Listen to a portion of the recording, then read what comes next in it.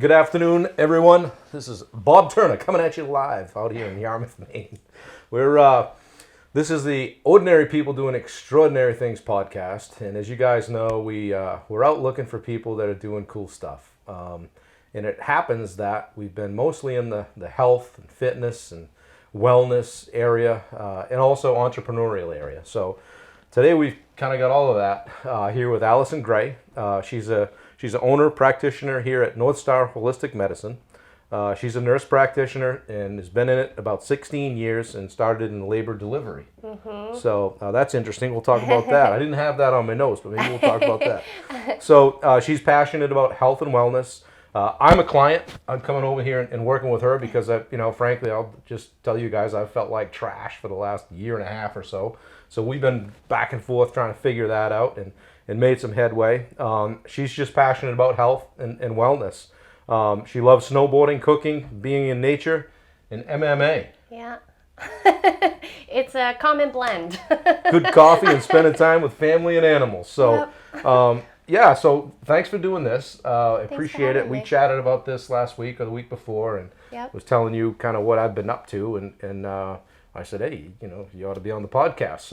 So here we are. We're over here in Yarmouth in her office. We kind of rearranged things, and we're just going to talk about kind of wellness, really, I guess, and some of the challenges that people are having and that Allison's seeing, and kind of what it's like to be in her business. And so forth, and as you know, wherever it goes. So, tell us a little bit about yourself. Thanks for coming. Thanks for having me. And I love it, and I love that you're doing this because, going out on a limb and doing new things, I think, is what life is all about. Sure. So, I am really passionate about health, wellness, prevention. I grew up in a family that was very holistically minded, so that was kind of my foundation, and I think that has really shaped a lot of my understanding of health. As I got older, I worked some different fields, but when I came to medicine, I kind of always knew that I would do things probably more holistically. It's always how I felt, drawn in, even when I was in nursing school. I've worked in conventional models, so I really understand what those worlds are like. And I understand their limitations. I think there's a lot of great healthcare practitioners who want to do more holistic stuff, but they just aren't given the ability to do that. Define holistic. I mean, we've both used that word 3 or 4 times since we started. So if somebody's watching going, what's holistic mean? Yeah. Holistic to me, and within the root of the word, is really the whole picture. So to me, holistic is, not only your physical health, but your emotional health, your environment around you. What's your home life like? Like, I can't even tell you how many people that they come and see me and they are working jobs that they hate and they're miserable day to day, but they're taking their supplements and they're doing all the right things. And it's amazing what symptoms clear after they get out of those environments. I don't think we do a great job helping people understand how much those things impact our physical health. And we're learning that now. We're learning, childhood health when we grow up in more stressful environments actually can lead to, high blood pressure, cholesterol issues. We can go back and address those things. It's just we have to understand that that's there at the root. So the holistic model is really looking at the big picture. What are all the possible arenas that could be addressed to help a better balance, and also understanding those underlying causes. So a symptom is really like the body's communicating with us. Something's off, right? Yep. And then the question is not just give you a medicine to treat that symptom, because that might fix that leak, but it's not getting to the actual downstream problem. Right. And that, I think, is really in the holistic model of, using things that aren't going to necessarily cause more problems, but also getting to the root cause of things. Is that what attracted you to the holistic approach, was being able to kind of look at it holistically? You're looking at somebody's environment, you're looking at everything that stimulates them during the day, how they're sleeping, what's going on in their personal life, as contributing factors to how they might be feeling, right? Totally. Yeah. And I think I've always just had this belief, and again, I think it's probably just from my upbringing, that the body is meant to be in balance and vital and functional. And when it's not, it just means there's something out of balance. But philosophically, I believe wholeheartedly, and I've seen it over and over, that if given the right environment and if given the right tools, the body knows what to do. Right. And so we kind of have to just get out of the way and help address the things that aren't helping. And that's different for everyone. So when you go in a conventional model and it's like, this symptom means you give this thing, it's very cookie cutter. When you look at it holistically, you can really individualize that care. Huh. Okay. Changing gears for a second. You're here, you've got your office. Yeah. Your Northstar Holistic Medicine. Yep. What's your business model and who's your ideal client? And talk a little bit about that. It's so funny. I've had that term ideal client before. I don't think I have like an ideal client. I have areas that I think I've kind of started to specialize in because of the types of people that come to me. Hormonal health is a huge area of focus for me. And as weird as it sounds, I think I've always been drawn towards like sexual health, reproductive health, because I really believe that like I have a comfort level with talking about it, and I believe that we don't do a great job with it in medicine. And because of that, people are prevented from accessing things that would help them, like hormone balancing, that also affects other things like heart health, Right. brain health, bone density, body composition, mood, sleep. So all those things come from balancing hormones. But because there's like this like weird block to it in conventional medicine, people aren't able to address those things. And of course it affects sexual health too. But I think because of my comfort and my interest and knowing that that can be such a good tool, that's a huge part of my practice. I have a whole hormonal health program. It's rare that someone comes to see me and we only address hormones. Right. I look at a comprehensive panel of labs. I want to see, are you nutritionally sound? Are your nutrients in line? What's your thyroid? What's your cholesterol? All that stuff. We still look at the traditional labs, but I just kind of take a more holistic approach with it. I know the answer to this, but for those that are watching, you do blood work. Yep. Okay. So that the process is, you come in, you introduce yourself, chat, have a meeting, do some blood work, come back a week later, Yep. and then you get the talk. Right? Then you get the 2-hour interrogation. No, Right. it's I do go really deep into a lot of questions, as you know. It is literally from birth. How were you born? Were you breastfed? Did you grow up in a stressful environment? Like all those things really matter because they're at the crux of long-term health. Right. So yeah, we go really deep, but that first visit gives me such a good foundation to work from. So if, as we're moving forward, we're not making progress, then I can go, okay, what are the other clues? What are the other puzzle pieces that might be going on? Sometimes it's like, oh, okay, someone grew up in a moldy house and, okay, they still have this symptom, Well, let's go down the road of addressing mold stuff and see if those symptoms improve. But I'm pretty methodical. Like I like to kind of do one thing at a time. So some of this stuff can couple with mental health. Right? So yes. You must have a network of people that you refer people out to when it starts to get kind of beyond your sphere of influence, if that's the lack of a better term. Yeah, no, I'm always really grateful. I have a pretty big toolbox of people that I like to utilize as support, or even if I ever feel like, okay, we've gone as far as we can. I'd say it's rare that happens because usually I can still do supportive stuff. But yes, I have no qualms about saying, you know what? The tools I have, we haven't been able to get where we want to go. Let's try this. Let's try that. Sure. I would say that toolbox of people involve anything from like conventional to very like out there stuff. Yeah. And it really just matters, what's the person like? What would they feel called towards? Like I like to lay out the options and see what people feel drawn to. Because again, I believe people really know what they need, if we just kind of give them the options. And sometimes when someone's having an issue, it may manifest in, say, lack of sleep, but it's really that their job sucks or their relationship is terrible, or you start to feel like in my business we don't look for where the water stain is in the ceiling. We look for where the water might be coming in the roof. So It doesn't always show up where the issue is, I guess. 100,000,000%. Yeah, that analogy is perfect. That's that upstream view. Right. If you keep just chasing the water stain, it's like, you might paint over it, but you're going to get worse and worse and worse until you finally address that Treating underlying. the symptom. Yep, right? Exactly. Yep. Well, let's. How did COVID affect your business and what you do and the advice you were giving and people you're seeing, all that stuff? Yeah, it's a really interesting question because actually COVID probably was the catalyst that allowed me to open my practice. As weird as that sounds. So for me, because I decided to open my practice in the middle of a pandemic, I started in June of 2020. Wow, yeah. And a lot of people probably been like, what, are you crazy? It does. But the benefit of starting when we really were only doing telehealth was that my startup cost, I could do telemedicine and I didn't have to have like a brick and mortar at first. Right. And I was able to grow into it. And then you saw at the old spot where I grew out of that. And then it felt more like an organic progression. With COVID, it was a really interesting time because, you know, there was so much more unknown and fear and changes in life situations and uncertainty about a lot of things that definitely came up in a lot of visits. Yep. And I think now we're still seeing residual things that are like an entirely different subset, but definitely came through.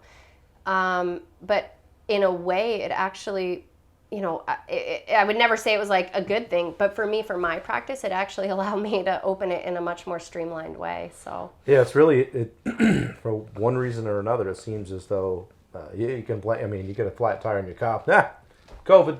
Everybody's blaming COVID for everything. And we can't find subcontractors, guys that work all day, where you got hemorrhaging money to get jobs done because just everybody seems like they're sideways. It flipped everything on its head for sure. It was And I'm not a big excuses guy, but I can. It all traces back to COVID. Yeah.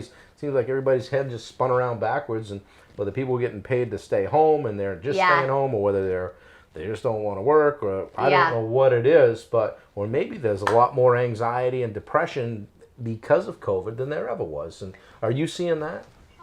Yes, and I honestly think that especially in like our adolescent population, I think it's an undiagnosed kind of, its own little pandemic in and of itself. Yeah. And I believe honestly, so I think there's a lot of layers to it as usual. It's rare I would say like, oh, it's just one thing.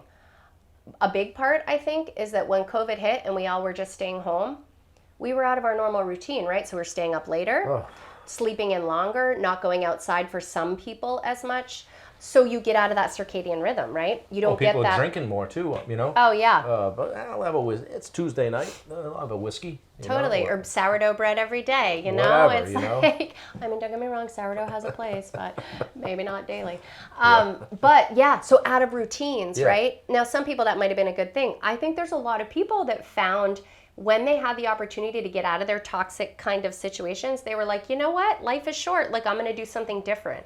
So there were those people. And then there were other people who it really threw them for a loop to be out of their routine that was healthy for them. And so for kiddos, like they were getting up in the morning, getting out some sunlight, socially interacting, burning some energy during the day, coming home, in their rhythm.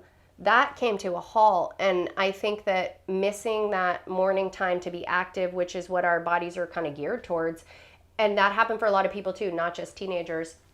That on top of unknown, right? We live in a culture where you just Google something, you get an answer real quick, and we know what's going to happen. Right. Well, you take that out of the lineup, and that's like a stress hormone, party because, again, for some people it wasn't that big a deal, but for other people it was incredibly stressful. Well, that was, you touched on stress. That was one of my next questions here. It seems like everybody's more stressed than ever. And I know just personally, just trying to run a business, get guys paid, get work, move money, everything. And sometimes I just sit and go, okay, what is the next biggest thing I need to deal with? And then go to bed at night, and I'm not a stare at the ceiling kind of guy. Yeah. I'm like, did the best I could today. Totally. Screw it, we'll get out and do it again tomorrow. But I know there are people that aren't like that. And I'm still stressed, but it kind of comes out in different ways, right? Whether you're biting somebody's head off, or whether you're, I'll just eat pizza. Right, those coping skills. Go drink beer, whatever, eating for comfort. What do you see with people with regard to their behavior around stress? Yeah, I mean, again, it's so different for everyone, but I think there's some people who, again, because of like our upbringings and societal expectations, some people are in that kind of nurturer, fixer mode. And for those people, they carry the weight of everyone else in their life on them, which of course is not healthy, but sometimes they don't even realize they're doing it. And, their worry for other people is probably only hurting them and not helping anything. And then there's people like us, right, who we own a business and we're responsible for other people. And that hamster wheel could go all the time because that to-do list never ends. So understanding where your particular stress level comes from, and also your patterning of how are you shown to deal with stress? Is that how you are dealing with it? Is it healthy for you? The question is like, are you dealing with stress well? Well, the question would be, are you sleeping well? Do you have good energy during the day? Do you feel balanced mood-wise? Do you feel a little snappy? Right. It could be one aspect. And stress, I think, can show up as like a lot of different things too. Like you said, like overeating, anxiety, depression. Sometimes you hit a wall where like you can't take anymore and you just shut down. And sometimes it's probably the best thing we can do, but we just need to do it maybe in a more balanced way consistently so that you don't have to hit that wall to do it. So when people talk about stress, they say, "Oh, my cortisol levels are up," And I talked, one of the guys that we interviewed is Mike Foley, and Foley's comment was, I think I told you this. Foley said, "Stress doesn't have calories," and so he and Mike's right. He's hilarious. Okay, Yeah, however, stress brings a lot of other little friends, Right. things like cortisol or lack of sleep or poor eating habits Yes. or drinking or all of those things. What about cortisol, and how can you just naturally lower it or keep it from spiking and all that? What happens Right. when cortisol? That's such a good question. And I get a lot of people who ask me about doing stress hormone testing. And there's a saliva test that's pretty accurate. I find it to be pricey for what we find out, because what happens is cortisol is meant to be released in certain levels at certain times of the day. It's what we call your circadian rhythm. So around 3 to 4 in the morning, it should come up. It should continue to rise throughout the morning. We balance out a little in the afternoon, kind of plateau. And then as the late afternoon comes, it should dip down, and then we start all over again middle of the night. When I used to work nights as a labor nurse, I swear to God, I'd be exhausted. 3 or 4 in the morning would roll around. Boom, I'd be like, all right, I'll go stock rooms. People call it their second wind. Yes, right? I mean, it wouldn't last, unfortunately. But anyway, Right. I remember feeling that. So when you're in balance, your cortisol is released at the time it's meant to be released. You have good energy during the day. You sleep well at night, that sort of thing. So like to your point with what are the effects of when cortisol is out of balance? Well, you're right. So if you're not sleeping well, we know that can lead to weight gain. That's it's a clinical understanding. Also, when you're not sleeping well, your neurotransmitters are off. So your body is amazing, and it's built to try to balance, and it's always trying to find ways to help you. So one of the things it will do is it will say, well, okay, dopamine's low or serotonin's low. Like, how do I fix that? Oh, well, if I eat this pastry, I'm going to get an endorphin rush, right? So there's That makes sense. right, and it works, but it might not be the best Right. strategy. Short-term solution to a long-term problem. Exactly, Right? and then it will have its own kind of side Or it's effects. the coffee. Right, and it could be coffee, right? So in the afternoon when people are reaching for a sugary snack or a caffeine, it's like that cortisol level that should be probably here might be way down here. So how can we help that? Well, with sleep, we have options of supplements that do support cortisol at nighttime, and also mindfulness practices. Like literally you could Google a 10-minute meditation on YouTube, right? I tell people this all the time, like it does not have to be like an hour in the chair, because though it would be really beneficial, not a lot of us have time for that. Yeah. So Google the 10-minute meditation. We know with studies with brain scans that the cortisol levels that are too high come down after only 10 minutes of meditating. Contemplative things. practice, right? Yeah, and consistency. Like You must be a big consistency's fan of huge. yoga. I do love yoga. Personally, I used to practice yoga a lot, and then I got more into actually mixed martial arts. I love yoga. It's huge for... Don't worry, I'm not that good. And I haven't trained in like a year. Yoga is actually, though, it really is like, it's like the broccoli of exercise, right? Like it gets you physically in shape, and it also really helps re-regulate stress hormones and neurotransmitters. So if you could do one thing to help, that's huge. I've done a few times. I've done the hot yoga. Is it vinyasa or whatever? Yeah. I totally believe if I just went in there and laid on the floor for an hour and a half and did nothing, I'd come out in a better spot. Totally. Right? I'd be soaked with sweat, but I mean, I don't need downward dog for 15 minutes or warrior one or whatever. all that stuff's good, but I'm serious. If I went in there and just laid on the floor for an hour and a half, I think I'm in a better spot when I leave. Oh yeah, there's something called yin yoga, which is literally just that. Yeah. And honestly, I think you can even take yoga to an unhealthy place. Right. Because when you go in with that competitive mindset of like, even if it's just with yourself, right? It's like you kind of lose the, this guy over here, he's got himself twisted Yeah. into a pretzel, and you're like, I think I can do that. You're not doing that. I'm It's not doing humbling that. though. Yeah, That's the it thing, is. because you really can it does probably allow you to accept yourself more where you are. Yeah.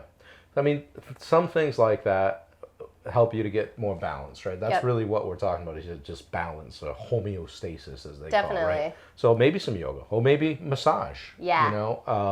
That kind of stuff. Just self-care, really, because we all just have our foot, right on the gas all the time. I know I do. Yep. I mean, I was brushing my teeth the other day, texting guys Yeah. to go here and go there, and I'm like, wait, what am I doing? And there's some things that I've heard at different coaching groups I'm with. Like, don't look at your phone until you get up, do your stuff, read your your affirmations or whatever you want to do. Totally. Before you take this thing and just start going. Yep. Because then when it's up here, it doesn't come back. Totally. And it can be brutal. Yeah. And I think that it's kind of like sweeping stuff under the rug, right? Eventually, there's a big lump there, right? Right. And I think, at least for me, then that's when things go sideways. Totally. Yeah. Like, I'm stressed. Yeah. Instead of just dealing with something like, I was talking with a good friend of mine this week, and she was saying, externalize that stuff. If you have a problem that you're having a hard time fixing, externalize it. Don't internalize it as Don't take anything personally. that I suck at Yeah. what I do, right? And how do you deal with that when you've got a variety of different people coming in here, Oh, right? yeah. So you can't fix everybody. You can help. I can't. No, I'm just kidding. Right? So, I know. but they all also, for lack of a better term, throw up on you with all of their issues and problems and things. How do you shake that off at the end of a day, and what do you do for self-care and be able to continue to help people without going down the drain yourself? That's a really good question, and I think I've gotten better with that over time. I have realized even early on in my healthcare career that I really can't take things home. I mean, in labor and delivery, it's a whole different world, but there's a lot of emotional stuff that can happen there. For sure.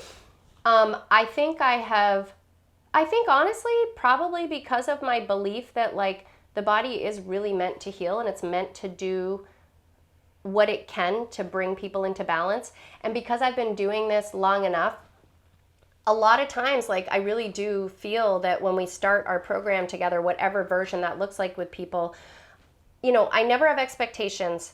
I always tell people, reach out if you need anything. But in my heart of hearts, I believe okay, they're going to get better from this. And if not, I know we have other tools to work with. So I really have faith in the process. Right. But I also do really believe that it doesn't help for me to worry about people. That only hurts me. My worry doesn't help them get better. Yep. If anything, it probably makes them get worse, And it doesn't do them any good. And for me to be able to be vital and find balance in my own life is going to make me a better practitioner, more present and more healthy for people. When people are really, I've definitely had scenarios, and even of recently, where someone had such a severe thing going on that I was in contact with them at first all the time, and I did have a little bit of worry, and that doesn't happen often, but it was something where it felt like we had to work together really closely to keep things on the right track. If that happened all the time, that would probably sink me, but because I don't do that all the time, it gave me the energy, I think, to be able to do that.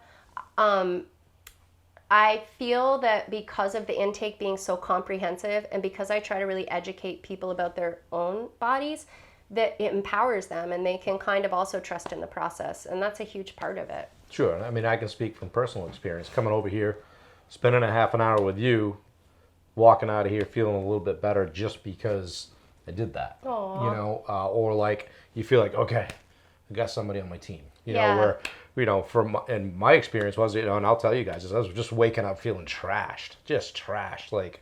Worse than wake up, and I told Allison, I feel worse when I wake up than I did when I went to bed. Yeah. So there's something wrong there. Totally. So we're figuring that out, and looking at my stuff, and it's been kind of fun too to see okay, here's your levels, and here's what we're looking at, and without getting into the details, totally, I can tell you that it can be eye opening when you really look at the blood work and what's going on, and just because something's says it's in a normal range. Right. Like I had stuff that was in the range, but it was down in this lower third of the lower third. Totally. Well, there's all this range over here. Maybe we can get there, Yeah. you know, and feel better. So maybe it's a combination of things. So I've Always. enjoyed being able to be part of the process, not just as a client, but say, hey, what about this or what about that, or this is how I'm feeling, you know, when I get this much sleep or whatever. Totally. So it's been good, and so if you're doing that for other people, then that's pretty solid too. Well, you and know? giving people hope too, because Yeah. it's not like I'm just saying it to like give them hope. It's like I genuinely believe what I'm doing. Right. And when you've been to other providers and you've been told everything's normal, but you feel awful, you start to feel crazy. Oh yeah, yeah. And I mean, I'm a guy that anybody that's watching this knows that I'm pretty active, and you know, Yeah. I like to run, bikes, do triathlon, all that stuff. I couldn't even like stomach the thought of getting on my bike and riding Yeah. 50 miles on a Saturday or whatever.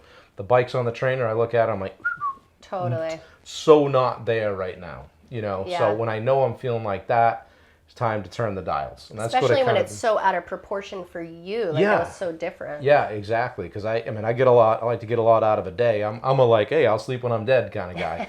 But We can work on I'm that having too. to Note I'm to having self. to adjust having to adjust that a little bit. Yes, I've learned but- the word modify. Yeah, You know, and it's a hard one. Yeah, you hit I hear 50 ya. and things start falling off. I'm telling you, it's not good. It's Yeah. not good. Getting older is not fun. So, anyway. So this field that you're in, is it a good field, and what is the career path? And if there's a young person that's watching this and she said, it looks like a really cool job, I'd like to do that, Yeah. Where do they start? Yeah, that is a really good question. Well, I feel really lucky to have found a path in medicine that really aligns with my values, but also helps me really help people.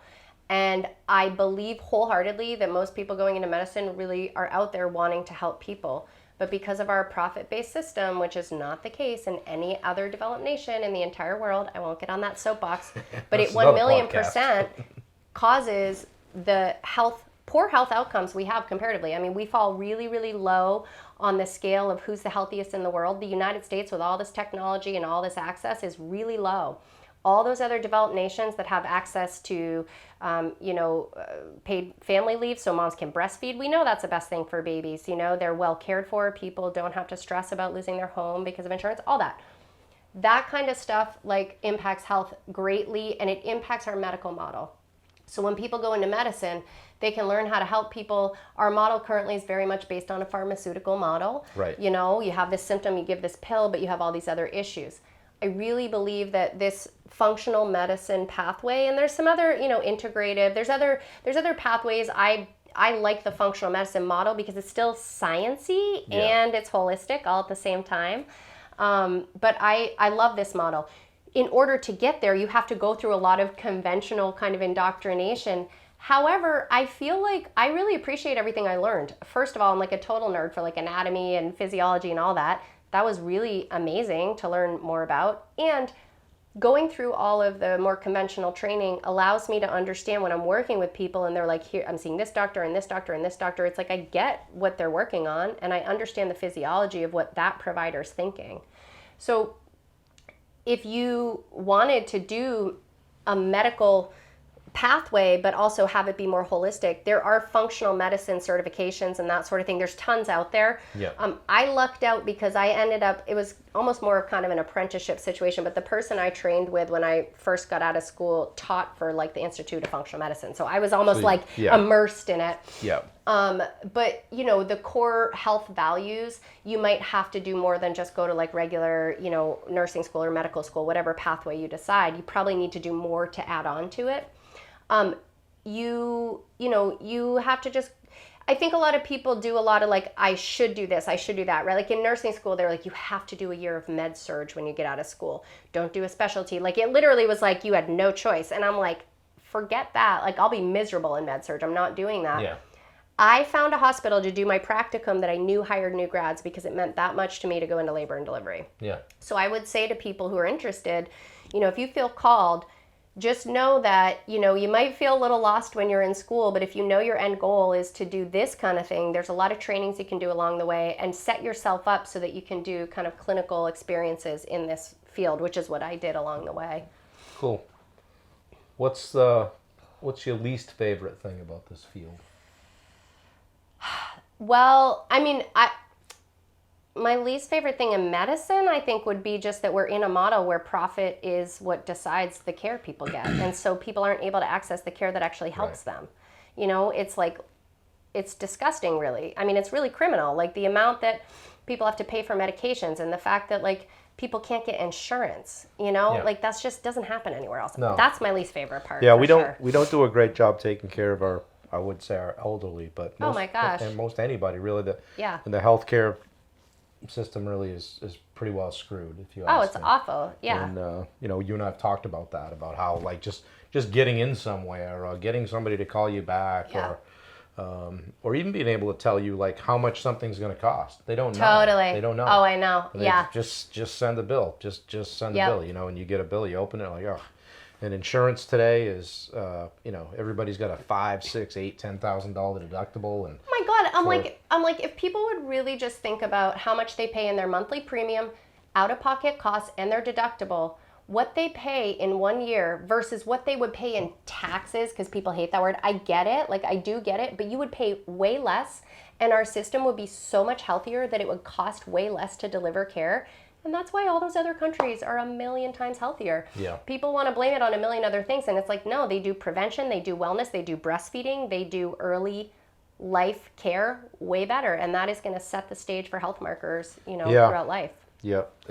And it gets into politics. And oh, totally. I know. And that's the problem. It's just, you know. We won't go there, but. Yeah. So I wanted to ask you this question too. So, and we've talked a little bit about this, but so you have, you know, holistic background. So I would say, okay, what is she going to be a fan of nutritionally? Like, and I would say, I bet she likes paleo.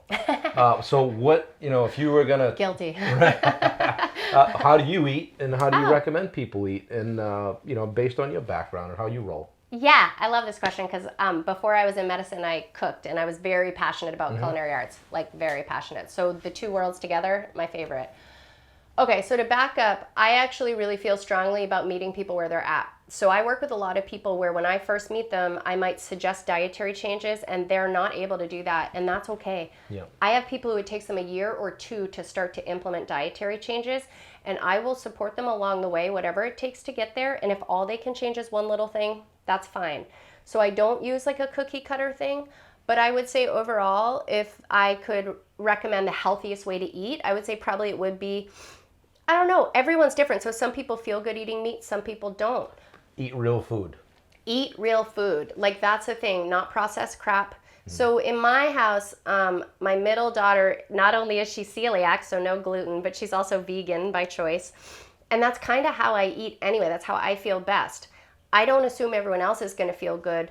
But the question is, do you feel good, right? Do you have energy during the day? Are you pooping once a day? Yeah. You know? Are you comfortable when you poop? Are you sleeping well? Are you feeling balanced emotionally? If those things are off, then it's entirely possible that dietary stuff is playing into that. The biggest players, the biggest kind of troublemakers usually are gluten, dairy, sugar, sometimes corn, sometimes soy. Those are a little more iffy. But I personally, I don't eat dairy. I don't eat gluten. Once in a while I will. Like, so I say that as the like typical, but like I will once in a while eat stuff and I might feel it the next day, but I'm like YOLO, you know, like. You know the cost, right? Yeah, and sometimes it's worth it. You know, my daughter, if she ate gluten, that would be a different story. It would really throw her off a lot worse. I feel lucky that I can cheat. I don't think of it like that, but I can kind of do that if I want. But that I feel really, really well balanced personally. It's how like my whole house eats for the most part. Cool. A lot of vegetables. If we're eating meat, it's, you know, farm raised or no antibiotics. You know what else is a thing that bugs me is it's expensive to eat well, to eat right. It can be, you know? Yeah, for sure. You can go to the dollar menu and you know, get about anything you want for $1. Agreed. And it's trash, but agreed. No, you're right, and that is a real piece of it. And I think that when we whitewash over that and don't acknowledge that it can be more expensive and it can be a lot more effort, like again, I could recommend all day long stuff to people, but it might not be realistic for them. Right. If you're gonna go get Ezekiel bread and you're gonna get almond milk, and then you go over to this aisle and grab the almond butter. Yeah. For $11. Yeah, totally. And I'm like, Jesus Christ. Totally. Okay, I'll get it. They say I should eat it. Yeah. I'll get it, put that in the cart and go up to the counter and then the checker says, wow, you eat really healthy. I'm like, Yeah. yeah, right. I just shopped around the perimeter of the store. I won't buy groceries again for a year. Yeah, that'll be $360, whatever. Yeah. And that to me, that's we're doing people a disservice because we, I say we as a nation, we're making it hard to eat right. No, and I won't get too far off, but part of that again is government subsidies for things like corn and soy. Those things are super, super, super cheap. So corn syrup and everything, and soy at the base of all this stuff, it makes it cheaper. So those crappier foods are more accessible. There are ways, I think, of course it's going to be more expensive than the dollar menu. And I really respect that there are a lot of people that is just as much as they can do. Yeah. Understood. And we can still find ways to even make healthier choices within that. But, rice isn't that expensive. If you're using rice as a carb in your, in your cooking fresh veggies or even frozen veggies, and, the meat might be a little more expensive. Yep. But I think there are ways. And then, of course, overall, yes, it's going to be more expensive. But how much are you going to pay for out-of-pocket diabetes meds? And how much are you going to pay for all your specialist visits if you're eating like crap? Your painful muscles, all the crap you're going to put in your body to, there are huge trade-offs that I don't know that people always see the connection with. It's like I just to talk to people and I coach them on running and triathlon. They'd wear a pair of shoes for 1,000 miles just to save $80 for not. And I would say get a new pair of shoes because they'd be the same people that would be in seeing the physical therapist for lower leg injuries and foot Which stuff. insurance probably isn't going to cover. So no. We're back to insurance. Speaking of insurance, do you accept insurance for payment? So I don't accept insurance for payment. The biggest reason is that A, they probably won't cover a lot of what I do, but B, I would have to hire a single human to follow up because the insurance companies intentionally make it very, very difficult to get paid. So you have to hound them. You have to resubmit. What I do offer is I provide super bills and I provide the coding that people need so they can submit it. And a lot of times when people are able to jump through those hoops, they do get reimbursement. I think that I see this going that way a lot. I have 3 or 4 friends that are in physical therapy. Some have been on, I don't know if I've had anybody on the podcast, but I see it going private pay. I've seen people leave physical therapy practices and have very successful private pay businesses. And people would say, that's never going to work. I know. It's never going to work. But you know what? When my back hurt and I needed to go see Noah, I didn't care what it cost. Totally. And he took care of me and I wrote him a check and I'm not submitting that because I don't want to deal with the insurance company either. I know, it's such a pain. Unfortunately, it goes right where everything else goes, which is to the consumer or the end user. But at least you're not having to wade through that crap. I mean, I literally wouldn't be able to. And I do take it very, very seriously, the value of what I offer. I'm a wicked, penny pincher kind of person. And so it really does matter a lot to me that what I'm doing with people gives them noticeable results, they feel better, and it's worth the money they're spending because I do not take that for granted that people are paying out of pocket. And I try to offer ways for people to break down cost. I try to offer discounts through the supplement site I use. I give people a big discount on that. So I do try to make it as accessible as possible.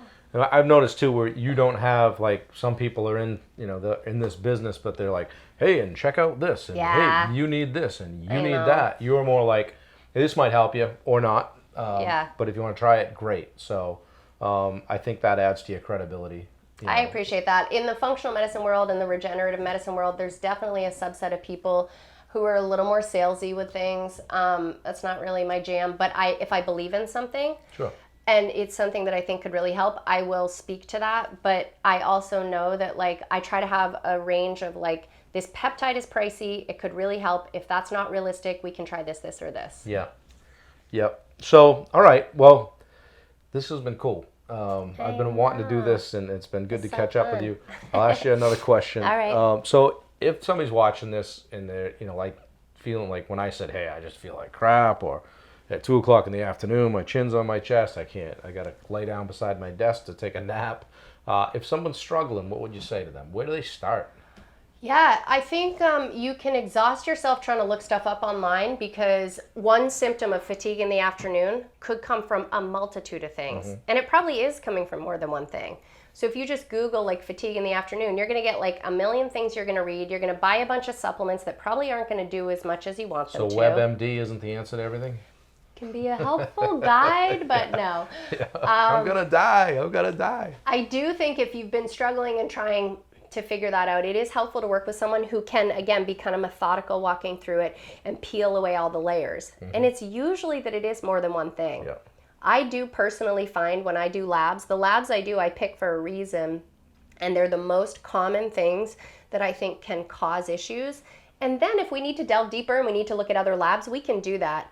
But I try to, again, be really kind of efficient with what we're doing. So ruling out anemia, ruling out thyroid stuff, looking at blood sugar and cholesterol. Hormones are huge. They're missed all the time. And a lot of people, when they come in and they tell me what's going on, I usually can have a sense.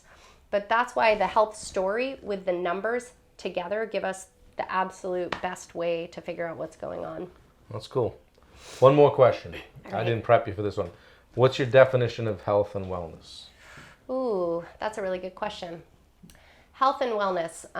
I feel like that obviously can look different for a lot of people, but it does come down to the foundations for me. Like when you wake up in the morning, do you feel good? Are you able to sustain energy through the day? Do you feel fulfilled? Happy is a little bit of a loaded term, so I think fulfillment, is a better option. Are you sleeping well? Are you pooping? Do you have good energy? Do you feel fulfilled? Those are Right. kind of a pretty good foundation to go from. And if those things are off, it's usually showing up in other ways like, mood or intimate relationships or, day-to-day function and not being able to do the things you want to do. So Yeah, for me, I think it was what I first noticed was just lack of focus. I'd be like, Totally. squirrel, Yeah. or just have a bunch of really important stuff to do and like not be able to sit down and do it, and I'm like, oh, I'm such a procrastinator. Well, maybe, but maybe not, because Right. when I feel good, I'm a freaking baller, Totally. I'm just going, I'm Totally. a going machine. So interesting to try to dive into that stuff, and I'm enjoying trying to figure it out with you. So Yeah. thank you, and We're this has been chipping great. I I really know, so appreciate you fun. sitting down Thank with us. you. How do people get a hold of you? I know Oh, that you're Allison Gray, Northstar Holistic Medicine. Yes. You're here at 253 Main Street in Yarmouth, so Yep. pretty local to most people in the Portland area. Yep. Can I give And I you? offer telemedicine as well. So that's an option if, distance is a problem. Do you mind if I share your phone number? Not and at all. email? Go right So ahead. she's at 207-618-7211, and it's Allison at NorthstarHolisticMedicine.com. If you want to email her, I And can you tell can- you. Go ahead. You can go to the website to www.northstarholisticmedicine.com. And on that website, it talks a lot about what I offer. And also, there's a contact us button up at the top, and that's a real easy way to get through. Cool. Well, thanks. Guys, Yeah. again, ordinary people doing extraordinary things. We're on a roll here. We're back at it. Mitchell's behind the camera. He's with Powers Promotions. High fives We're not for going to make you Mitchell. listen to a bunch of advertisements, but try to get him some play. Mitchell just wrote a nice blog. Check it out on his site.